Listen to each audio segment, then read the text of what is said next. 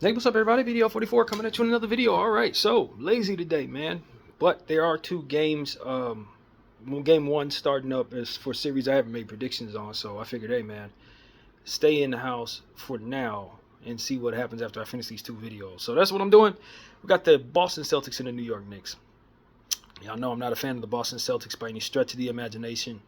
I'm a Laker fan, so take that for what it's worth. But breaking down this series, as I said on the road a couple of days ago, or maybe yesterday when I was walking around thinking about the series, I think that the New York Knicks are actually constructed to go against the Celtics in the playoffs. The roster that the Knicks put together, bringing in Karl Towns is supposed to be Porzingis, bringing in OG for like Jaylen Brown, bringing in McHale potentially for Jaylen Brown, kind of mirroring what they're doing with the star power of the starting lineup and just a couple role players. Of course, the Knicks aren't going to play most of their role players, but the stretch five, the closer. I don't know that they have necessarily any answer for Jason Tatum, which is why I didn't say his name for Mikal Bridges. But the idea is to be able to put Mikal Bridges on one of them, put OG on the other one, Josh Hart run around and be um, Derek White. The other one end up being Drew Holiday to a degree. I guess you have Drew Holiday thrown on Jalen Brunson. Hopefully he could play fantastic defense on Jalen. Vice versa, Jalen just kind of with the power that they have with him, kind of overpower Drew Holiday to a degree. I guess that they're constructed, in my opinion. I guess is what I'm trying to say for this particular matchup. Problem is, I don't think it matters. I don't think they did a good enough job of putting themselves in a position to actually beat the Boston Celtics. Now, I think the Celtics, there's a world where they got new ownership, and there's been some type of report released that the Celtics are interested in possibly making some trades to cut down salary. I think that could potentially be something that you're curious about, maybe being a distraction going into the series. But all in all, I think the Boston Celtics are probably ready to go. And I think that going up against the Orlando Magic for the Celtics was probably a good thing because Orlando punched them in the mouth a little bit, made them work hard, got them in the mode necessary for the playoffs. And as you saw with the Cleveland Cavaliers, when you're not tested, it can cost you. I think the same with the Thunder going into the series with Denver, and we'll talk about that one in the next video. But the Celtics won all four of their matchups against the New York Knicks throughout the regular season. I don't know how relevant that is to the playoffs. A lot of times it's not. But just considering what the matchup has looked like, it hasn't been very favorable for NY. Let's see.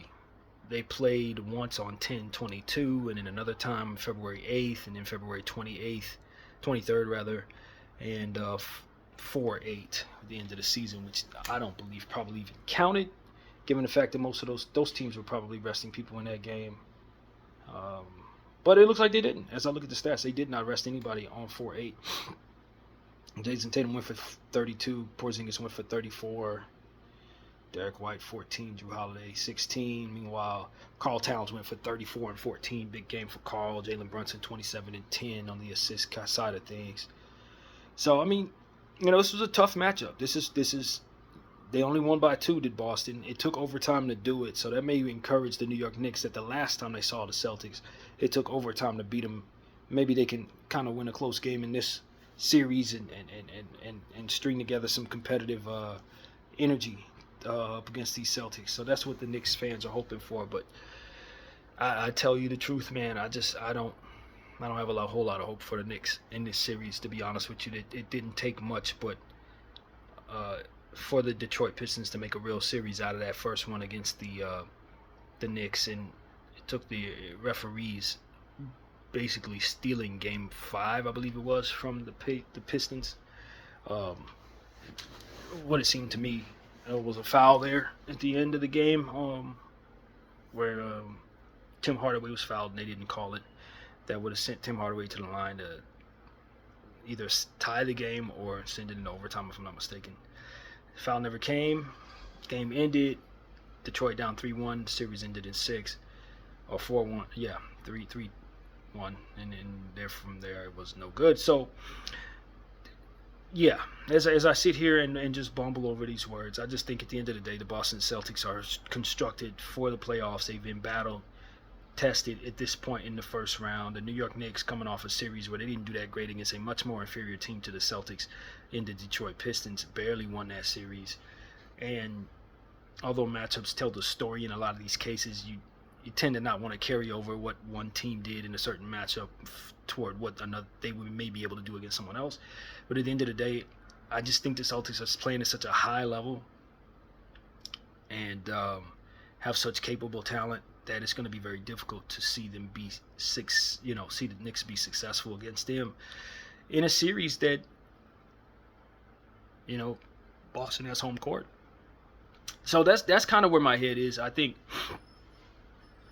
I must say that I didn't watch any Celtics ball this year, with the exception of the time they played the Lakers. I try to avoid the Celtics like the plague, and I will not be watching any games in this series because of it, unless it's a Game 7.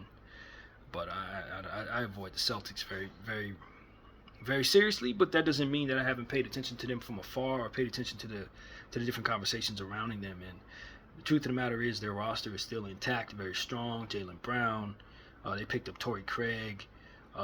Obviously, we mentioned Jrue Holiday. Al Horford continues to defy age and father time and continues to find ways of being huge when you need him not to. I no longer doubt Al Horford. I've seen him play great this season, so I don't doubt that he's going to have opportunities to continue that. Derek White, Jason Tatum, obviously, Peyton Pritchard. Just a really, really fantastic unit. Kristaps Porzingis. Luke Cornett plays well. And that's the thing. You get guys like Sam Hauser, Luke Cornett, Peyton Pritchard, Jordan Walsh, guys on the back of their bench that can really go. Baylor Shireman is a rookie that I know of. He can really shoot the ball. He's probably going to be somebody soon. They got talent behind their stars that, if they're forced to use, are talented enough to make you pay. Especially in a system that shoots the three at a ridiculously high clip. They have the right personnel for this. And then we talk about their center position. They got some strong guys that are not overly talented but strong, like Xavier Tillman and Neemias Queta, Luke Cornett. These guys, Al Horford, are more than capable of providing enough size to really match up against anybody if forced to play huge. And of course, their star, Jason Tatum, has length for days. Derek White, two-way, star-level guard. Jrue Holiday right next to him. Same gifts for really all things. And that's the thing about Jrue Holiday and Derek White. When you look at the makeup of the players, they both are two-way. They both are connective pieces. They both can stretch the floor. They both can get to the line repeatedly. They both rebound the ball well for their side. They really don't have any holes. Neither one of those two don't have holes. And that's when it becomes a real difficulty dealing with them. Two-way guys. Porzingis, two-way. Jason Tatum, two-way. Jaylen Brown, two-way. So they've done a fantastic job of putting players on the floor that should be able to do great things on both sides of the floor at all times. It's just a constructed roster that doesn't really have any equals in the Eastern Conference, not as it pertains to the roster itself. So I think the New York Knicks are just in a space where they, the buck stops here. You have a nice team in New York. Don't get it twisted. I do think that they have a team that's going to outclass a lot of people, which is why they are where they are. The New York Knicks are not a slouch of a roster by any stretch of the imagination. But there's tiers to this, and they are effectively behind the Celtics, in my opinion. Now, that doesn't mean that injuries don't tell the story. That doesn't mean that they may not have the most talented closer on the floor in Jalen Brunson. I do think Jalen Brunson might be the most talented closer in this thing. Some would say Jason Tatum. Some may say Jaylen Brown. But I would put my money on, with the fate of the universe on the line, who am I trusting to take a shot or to get me the best look? I'm going to go with Jalen Brunson out of the best of this series, in my opinion. But that doesn't mean that they're going to be able to overcome the Boston Celtics. That doesn't mean that he doesn't have some of the best defense put on him in this series that he's going to find these playoffs. So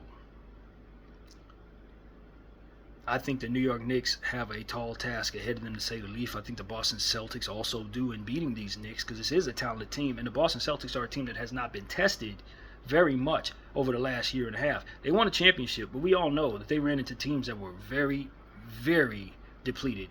And this season is a totally different story. Now, they did get the Orlando Magic early on, knocked off Orlando, I believe, in 5.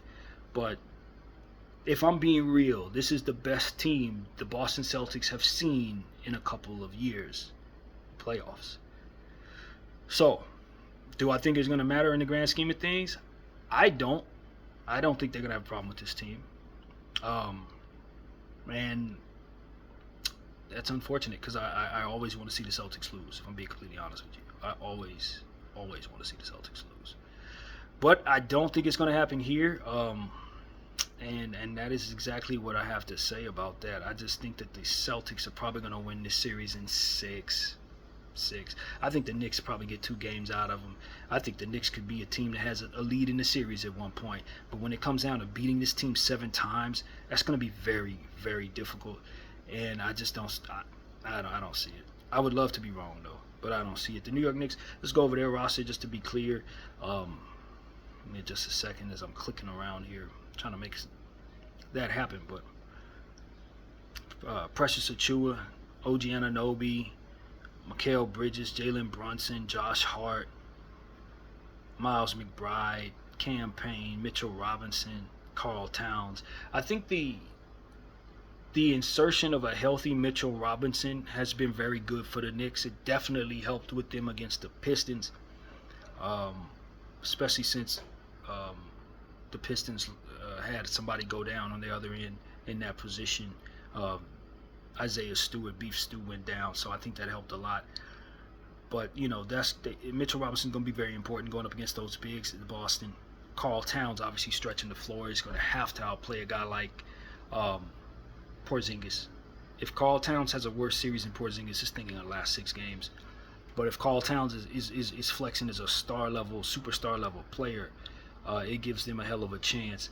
OG Anunoby and Miles McBride and Mikal Bridges, those players defensively are going to have to hound whoever they're on. It's going to have to be a lot of energy exerted, and I'm sure they're up for that. Josh Hart is always a wild card. Nobody wants to see Josh Hart, the player that he's developed into. He's more than capable of getting a ridiculous amount of boards. At only 6'5", 6'4", but he still rebounds the ball better than most power forwards. No exaggeration at all. I said when he was drafted with the Lakers, he's made out of rock, and he's turned into one of the most impactful role players in basketball. I think the problem with Josh Hart right now is he's dealing with a knee injury that he's just been running straight through, and he's been getting banged up. But I still think he'll probably have plenty of juice for the Celtics. He's definitely going to be a handful for the Boston Celtics to deal with. I still think his shot is a little questionable. I don't trust him to hit a jumper too often. But all the other stuff, 50-50 ball stuff, stealing the ball, making big plays, he's been doing that since college. And so I would not be surprised when he has a big series here against the Celtics. I think that's inevitable. But the problem with the Knicks is the same old problem. They got all these players. I see all these names, and I know none of them are going to play. Anton Watson ain't playing. DeLon Wright ain't playing. P.J. Tucker ain't playing. You barely see Shaman and Payne. McCullough's never going to play. Tyler Kolek's never going to play. Pacome Dadier's never going to play. Marshawn Beauchamp's not getting in the game. Like, they have so many guys that I know they're not going to turn to just off of the strength of their coach. And I do think that if they were to utilize some of that depth and keep some fresh legs on the floor, it'd give them a much better chance, in my opinion, of being energetic enough to close basketball games as this series starts to get closer into 6 and 7. But they're never going to do that. So, that's another reason why I think the Knicks are going to have a chance. I just think that by the time this time of year comes around, the New York Knicks are usually exhausted because they've been running to the ground all year long. And so I don't doubt that fatigue is going to start kicking in for the Knicks probably in this round right here, especially against a Celtics team that's looking to demoralize you with 3-point shots that are going to fly. So Yeah, man, I think it goes six. I think it goes six. I think that's a healthy way to try to assess what it is that I think is there. Um, I don't believe Boston's going to sweep them like they did in the regular season. I don't definitely don't see that coming. But Boston is good enough to do something like that. They are good enough to do something like that. But I give the Knicks a little more credit to say that Karl Anthony Towns and Jalen Brunson ain't about to get swept out of these playoffs.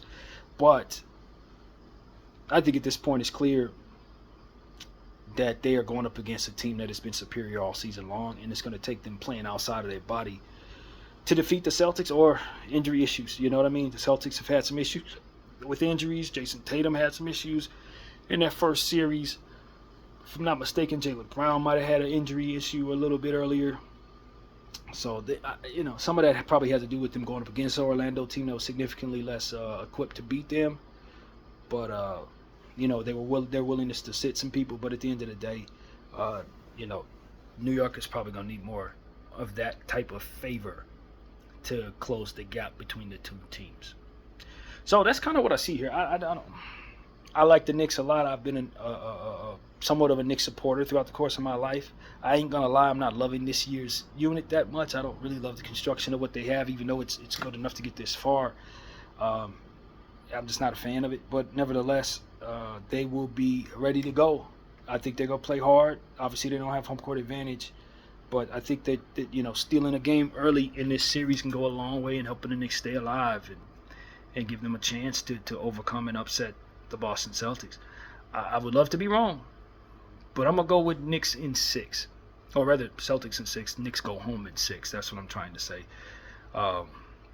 Fraudulent slip. I'm hoping it's Knicks in 6. So that's kind of what it is for me, man. I don't doubt that the New York Knicks going to play hard. I don't doubt that the New York Knicks play with a lot of energy. And I don't doubt that the Celtics can overshoot even through what it is that is a very good defensive team. If they run cold from behind the arc, they can close the gap with the New York Knicks. So they need not have a cold series here. But I don't expect they will. They got consistent shooters. They got excellent players up and down the roster. They got good role players that play outside themselves when necessary. They got great coaching at this point. You trust who they have. So I just say the Celtics going to win the series, man, and just keep it pushing. BDL 44, and I thank y'all for watching. Wow.